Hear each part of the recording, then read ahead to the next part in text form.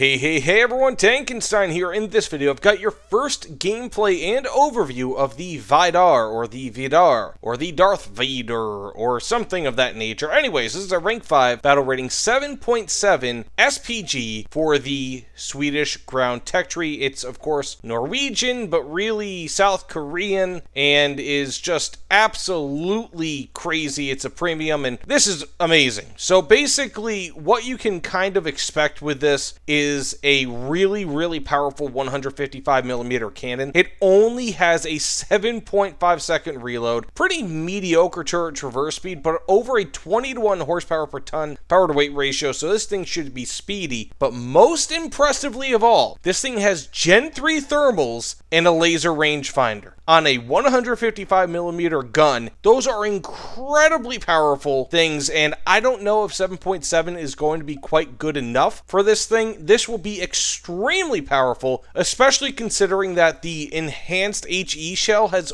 it's got 9 kilograms of explosive filler, whereas most 155mm shells, like the M107 here, have 6.6 or so, maybe up to 7 or so, which is what you see here with 6.86. Plus, it's a relatively fast shell at 935 meters per second, and you also have a proximity fuse, which is really nice, and smoke shells. So this thing is going to be very powerful. I mean, ridiculously powerful, but we'll have to wait and see exactly how powerful it is. So that said, let's get into a few matches here, see what we could do. I mean, Gen 3 thermals, laser rangefinder. This is an artillery man's dream if you're playing War Thunder in a direct fire role. And I mean, dev server, we won't be able to tell too much because I'll probably be facing like 11.0 BR tanks, but who knows, maybe this can whoop those too. That's it, let's get into it.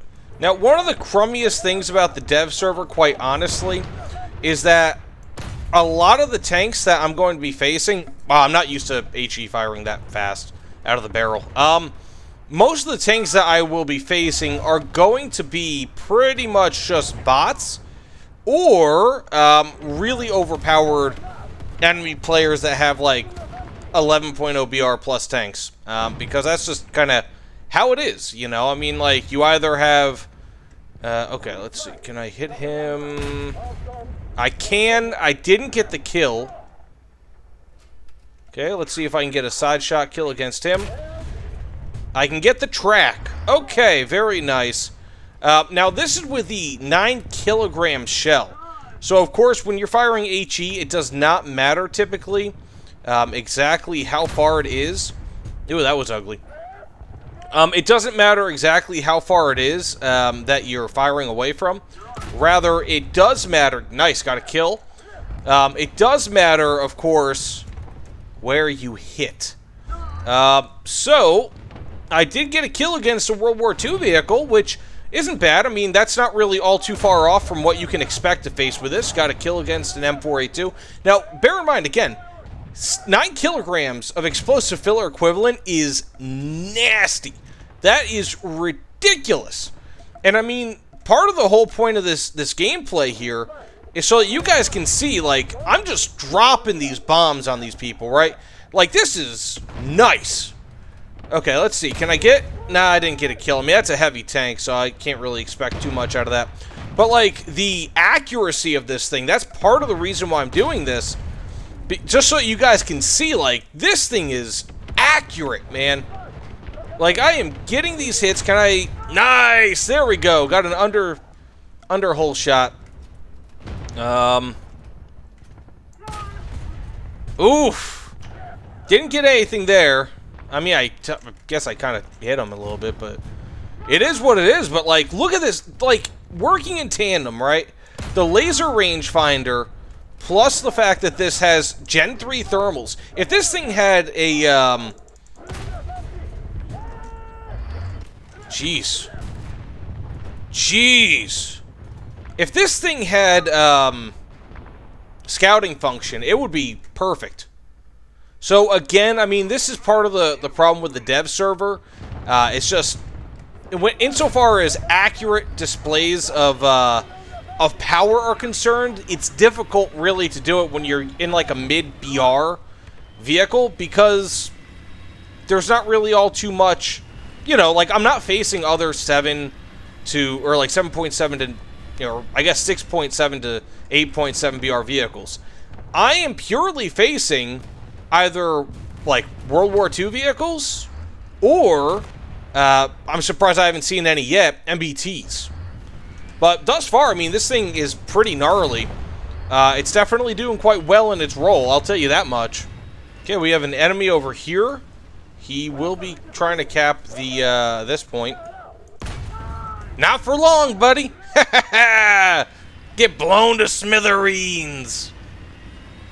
This is going to be one of the most satisfying vehicles in War Thunder. I can feel it. Like, I've already gotten, I've got gameplay out for the AF, or AU, or, yeah, ALF 1 or AUF1, whatever it is, right? And that vehicle is, it's probably the most fun I've had in War Thunder in a very long time. Oh! Oh!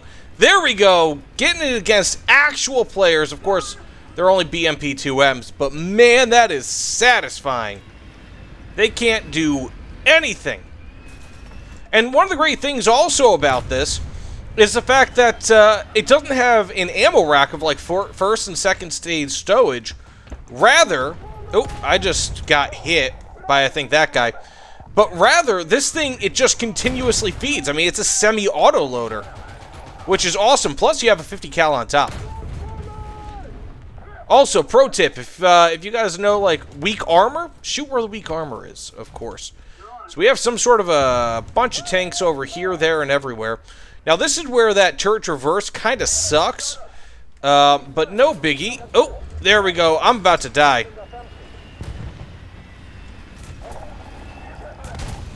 Whatever. This thing is fun, man. Holy cow. And, like, look how spacious it is on the inside. Man. They can't kill me. They aren't killing me. This thing is freaking ridiculous. Oh, my gosh. Oh, he came back with this BMP-2M. Anyways, let's get into one more match. This thing is fun. I'm going to do a review on this right when it comes out, because this is one of the most fun new vehicles I've played in a very long time. Now, typically when it comes to dev server gameplay, I only do 2 matches, but in this instance, I really just felt like I had to do one more. A 3rd match, because of how fun this vehicle is. It is absolutely insane how good it is. And like I said, this guy even agrees. Vidar does not belong at 7.7. It is just ridiculously good. Boom! Another BMP-2M. There we go. Oh, I don't know about you guys, but I love killing BMP-2Ms. Now, in my last match, I actually had a kill against an Abrams, but I got basically sniped by helicopters twice in a row. So, I mean, if you guys need to know, this thing will be extremely weak against helicopters. Also, being that this is the 3rd match, I mean, I'm just, again, doing this to have fun. Because this is one of the most fun vehicles I've played in a very long time. And, like, anytime that you can just chuck, like, loads of HE around at every 7.5 seconds. I thought that this would have had a 10-second reload.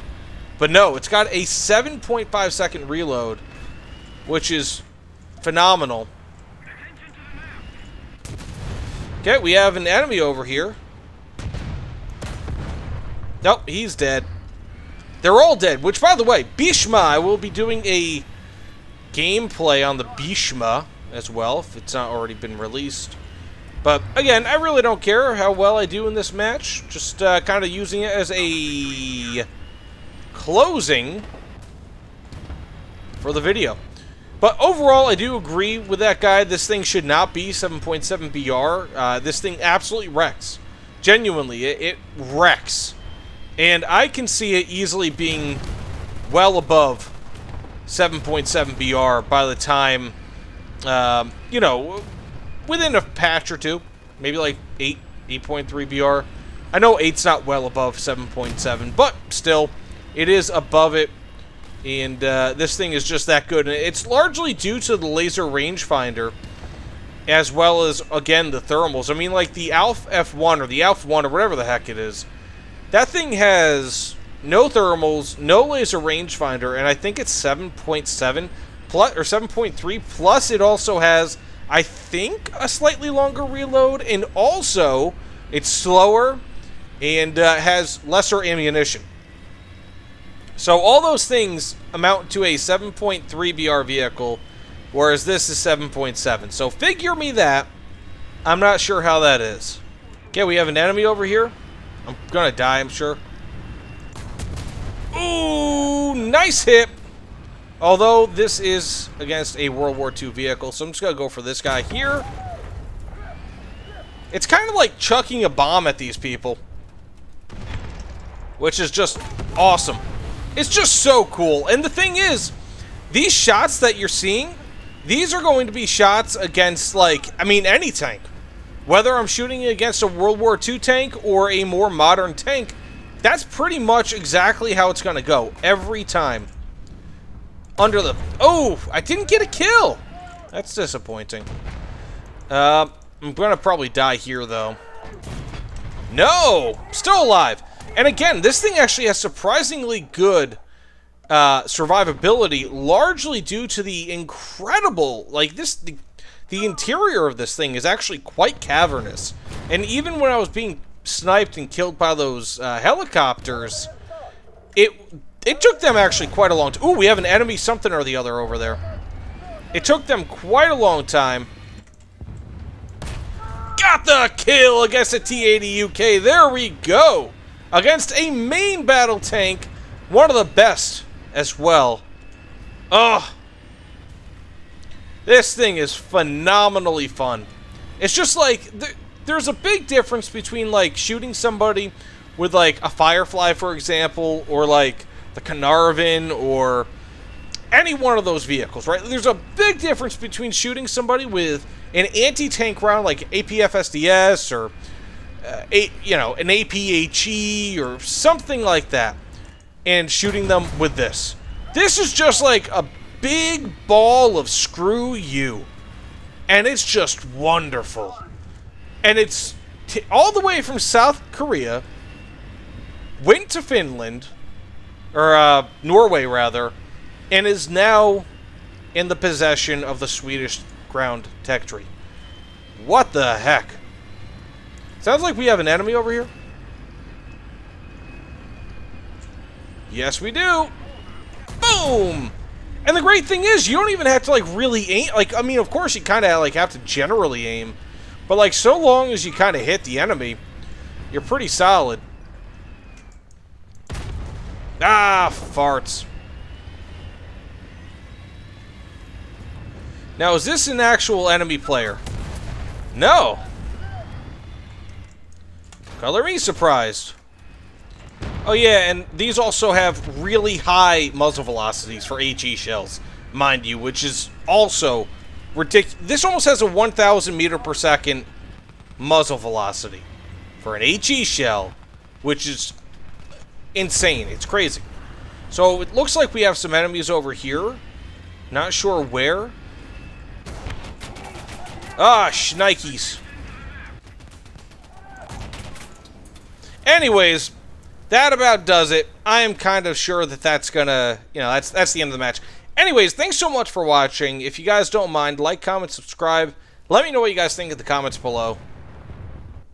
But this is easily one of the most fun premium tanks I've played in a very, very long time, and I am beyond excited to take this thing out and do a review on it.